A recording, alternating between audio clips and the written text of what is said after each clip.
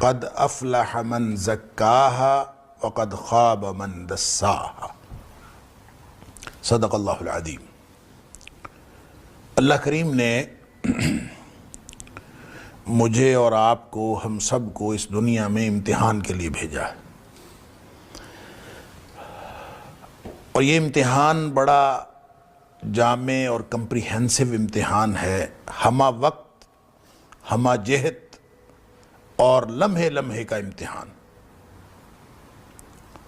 ہماری زندگی میں ایک بھی لمحہ زندگی ایسا نہیں ہے کہ ہم اس امتحان سے باہر ہوں۔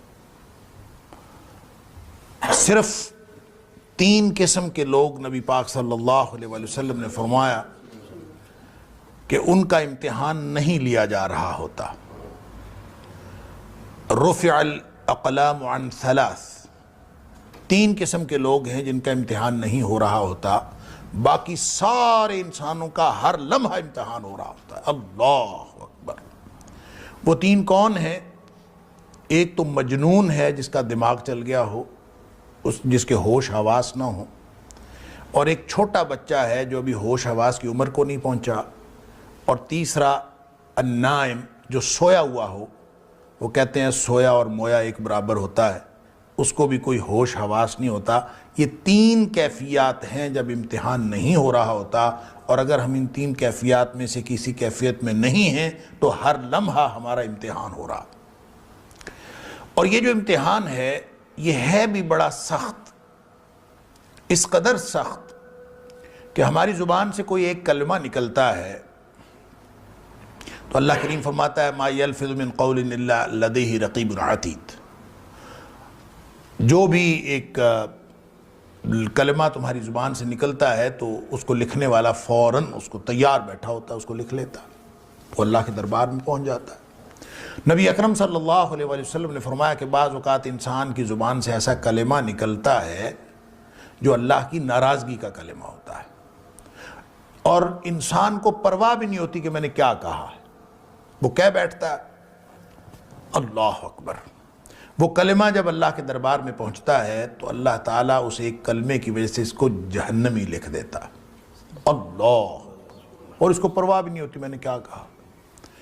اسی طرح بعض اوقات اس کی زبان سے ایسا کلمہ نکلتا ہے جو اللہ کی خوشنودی اور رضامندی کا کلمہ ہوتا ہے، اس ایک کلمے کی وجہ سے اللہ تعالیٰ اس کو جنتی لکھ دیتا۔ گویا یہ ایسا امتحان ہے کہ ہر لمحہ جنت اور جہنم کا فیصلہ ہو رہا ہوتا ہے، ہر لمحہ یا ہم جنت کے قریب ہو رہے ہیں یا ہم جہنم کے قریب ہو رہے ہیں۔ لیکن اس امتحان کے اندر صرف ظاہری اعمال شامل نہیں ہیں، اللہ کریم نے جو باطنی کیفیات انسان کی بنائی ہیں، انسان کا جو دل ہے، انسان کا جو دماغ ہے، جس کو قرآن نے نفس کہا ہے، جو باطنی کیفیات ہیں اور جو ظاہری اعمال ہیں، ان دونوں کا جو کمبینیشن ہے اس کا امتحان ہو رہا ہوتا ہے۔ ایسا نہیں ہے کہ اللہ کریم صرف ظاہر کو دیکھتا ہے یا شکلوں کو دیکھتا ہے، اللہ تعالیٰ باطن کی کیفیات کو بھی دیکھتا ہے۔ اس لیے نبی اکرم صلی اللہ علیہ وسلم نے جو فرمایا انما الاعمال بالنیات، ظاہری طور پر عمل جو ہے وہ بھی اہم ہے، لیکن اس عمل کی اصل اہمیت اس باطنی کیفیت پر منحصر ہے، جس باطنی کیفیت کے ساتھ وہ عمل سر انجام دینے کی کوشش کر رہا ہے یا جو اس نے ارادہ کیا، اس کو کہتے ہیں نیت۔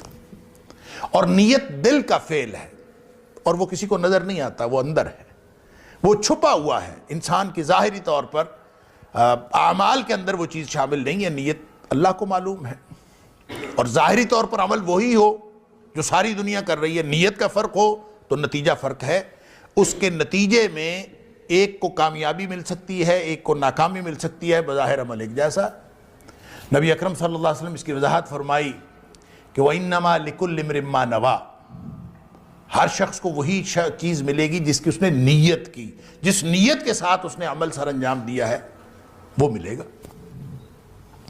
اب اس کی آپ نے پھر ایک اور وضاحت فرمائی، چونکہ موقع تھا ہجرت کا، اور کہتے ہیں کہ ایک شخص نے ہجرت کی تھی۔ نبی پاک صلی اللہ علیہ وسلم نے جب اہل ایمان کے ساتھ مکہ سے مدینہ منورہ ہجرت کی تو ہجرت پتہ ہے کتنا بڑا عمل ہے، اللہ اکبر۔ نبی پاک صلی اللہ علیہ وسلم الہجرۃ تہدم ما کان قبلھا، ہجرت اتنا بڑا عمل ہے کہ اس سے پہلے کے سارے گناہ معاف ہو جاتے ہیں صرف ہجرت کر لینے سے. اتنا بڑا عمل ہے.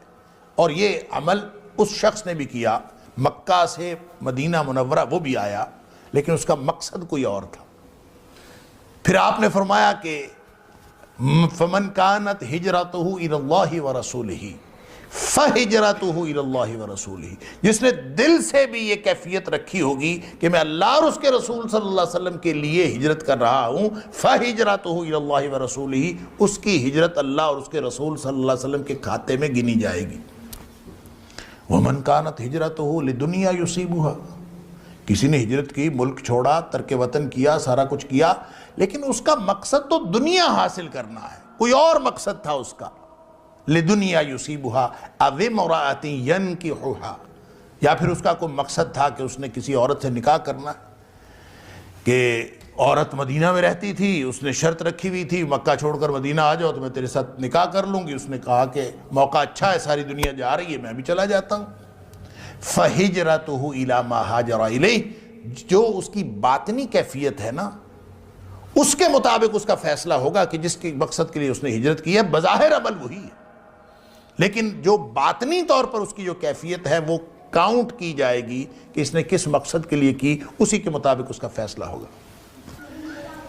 ان اللہ تعالی لا ينظر الى صورکم ولا الى اموالکم، اللہ تمہاری صورتوں کو بھی نہیں دیکھتا، تمہارے مال و جائیداد کو بھی نہیں دیکھتا. یا ایک جگہ فرمایا الى صورکم ولا الى اجسامکم، تمہارے جسموں کو اور ظاہری تمہاری صورتوں کو نہیں دیکھتا. ولکن ينظر الى قلوبکم واعمالکم، وہ تمہارے دلوں کی کیفیت، وہ دلوں کے حال جانتا ہے. انہ علیم بذات الصدور، وہ سینوں کے اندر جو کچھ ہے وہ اس کو جانتا ہے، لہٰذا وہ اس کو دیکھتا ہے کہ اس نے کس مقصد کے لیے کیا ہے. لہٰذا باطن جب تک صاف نہ ہو، اور وہ ایک باطن میں کیا ہے، بہت ساری اصطلاحات استعمال کی جاتی ہیں، دل ہے، دماغ ہے، نفس ہے، روح ہے، اس طرح کی بہت ساری کیفیت، بہت ساری اصطلاحات استعمال ہوتی ہیں. اور اس پر پھر بہت ساری بحث لوگوں نے کی ہے کہ نفس کیا ہے، روح کیا ہے، قلب اور ذہن کیا، یہ ایک ہی چیز کے مختلف نام ہیں، یہ مختلف حیثیات ہیں. اور پھر لوگوں کو یہ بھی پرابلم ہوئی ہے کہ سائنسدانوں نے کہا کہ انسان کا جو جسم کا مرکز ہے وہ دماغ، سوچوں کا مرکز دماغ ہے، برین جس کو، جو کھوپڑی کے اندر. اور نبی اکرم صلی اللہ علیہ وآلہ وسلم فرماتے ہیں کہ وہ دل ہے، انسانی جسم کا مرکز دل ہے. تو پھر دل جو ہے وہ سینوں میں ہے، اور آنکھیں اندھی نہیں ہوتی، دل اندھے ہوتے ہیں اللتی فی الصدور ولکن تعمی القلوب اللتی فی الصدور. دل اندھے ہوتے ہیں، بصیرت اس وقت ختم ہوتی ہے جب دل اندھا ہو جاتا ہے. اور دل کہاں ہے؟ اللتی فی الصدور، جو سینے میں ہے، کھوپڑی میں نہیں ہے، سینے میں ہے. گویا یہ ایک آرگن ہے جسم کے اندر جو سینے میں ہے، جو دھڑکتا ہے. گویا نبی اکرم صلی اللہ علیہ وسلم بھی اس کو مرکز قرار دے رہے ہیں، قرآن بھی اس کو مرکز قرار دے رہا ہے. دماغ اور دل، اس کا کوئی ایسا کنیکشن ہے کہ مرکز یہاں ہے، مرکز یہاں نہیں ہے. لیکن سائنس نے کہا کہ یہاں مرکز ہے، ہم نے مان لیا. سائنس ہر 50-100 سال بعد اپنے نتائج بدل دیتی ہے، اللہ کا قرآن نہیں بدلتا. لہٰذا اس پریشانی میں مبتلا نہ ہوں، دل ہے کہ دماغ ہے. ایک فواد یا افئدہ کی اصطلاح بھی شریعت نے استعمال کی ہے، قرآن نے استعمال کی ہے. اور جو فواد ہے اس کا معنی بھی ہم دل کرتے ہیں، یا افئدہ اس کا معنی بھی دل کرتے ہیں. لیکن یہ سائنس جو کچھ کہہ رہی ہے، ہو سکتا ہے کہ اس کی انٹرپریٹیشن قرآنی زبان میں فواد ہی ہو. کیا مطلب؟ کہ دل اور دماغ کا کنیکشن ہو جو اصل میں انسان کی جسم کی مرکزیت بناتا ہے، اور جو سوچوں کا، آرزوؤں کا، تمناؤں کا مرکز ہوتا ہے. ہو سکتا ہے اس طرح ہو. لیکن 2005 سے آن ورڈز، اب تو آپ نیٹ پہ سرچ کریں، آپ کو سائنسدانوں کو ایسے پیپرز مل جاتے ہیں، تحقیق آ گئی ہے کہ انسانی سوچوں کا مرکز دماغ نہیں ہے، دل ہے. گویا آہستہ آہستہ لوگ اس طرف آ رہے ہیں. کب آ جائیں گے مکمل طور پر؟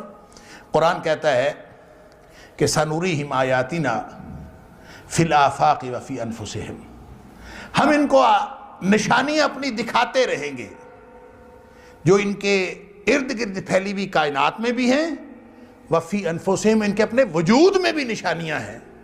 وہ دیکھ دیکھ کے، وہ کیسے نشانیاں دیکھیں گے؟ ظاہر ہے وہ جو ایکوائرڈ نالج ہے، جو سائنس کے ذریعے سے انسان ایکوائر کر رہا ہے، اس کے ذریعے سے مختلف چیزیں انسان کو پتہ چلتی رہتی ہیں۔ جب سائنس کا حتمی نالج کسی حتمی نتیجے پر پہنچتا ہے تو وہ قرآن کے دیے ہوئے بیان سے یا قرآن کی دی ہوئی اس حقیقت سے یا قرآن کی دی ہوئی تعلیم کے خلاف نہیں ہو سکتا۔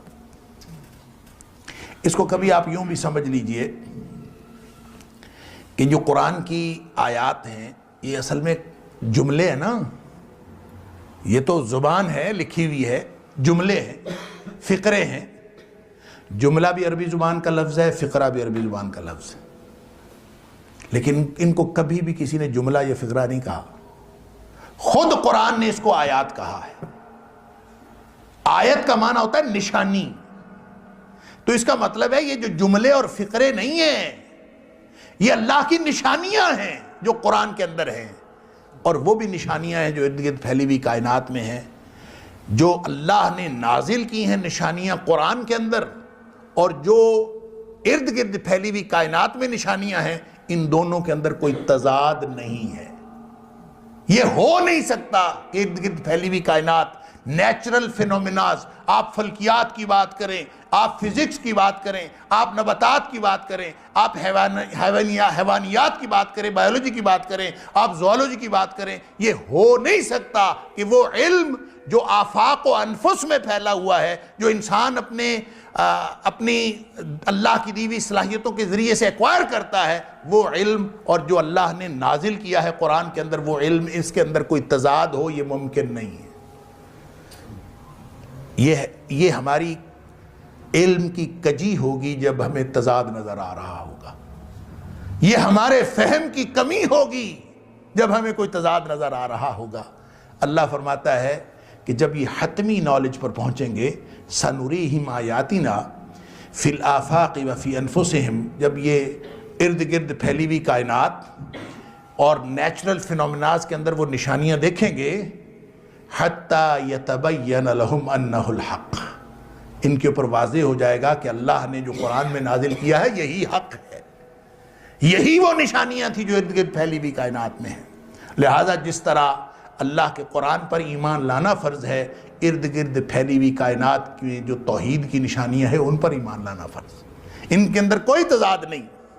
لہٰذا وہ نشانیاں اللہ تعالیٰ فرماتے ہیں ہم ان کو دکھائیں گے، اور پھر سائنس اس نتیجے پہ پہنچ چکی ہے۔ ویسے تو آج سے 20 سال یا 25 سال پہلے تو یہ بحث تھی، آج تو سائنس نے کہنا شروع کر دیا کہ مرکز دماغ نہیں ہے دل، اور نبی پاک صلی اللہ علیہ وسلم نے تو واضح طور پر فرمایا کہ انسانی جسم کے اندر ایک لوتھڑا ہے، الا ان فی الجسد مضغہ، انسانی جسم کے اندر ایک لوتھڑا ہے، سبحان اللہ۔